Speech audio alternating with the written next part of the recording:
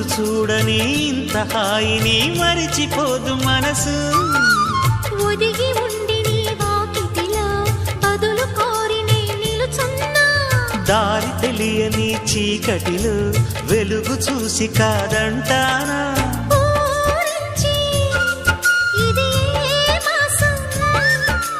ప్రేమించే ప్రతి గుండెను అందెల సందడి చేసే హేమంతం ఇది. మన సొంతం అయినది. కిలకిల నవ్వే కోయిల కోసం వచ్చింది మధుమాసం. మిలమిల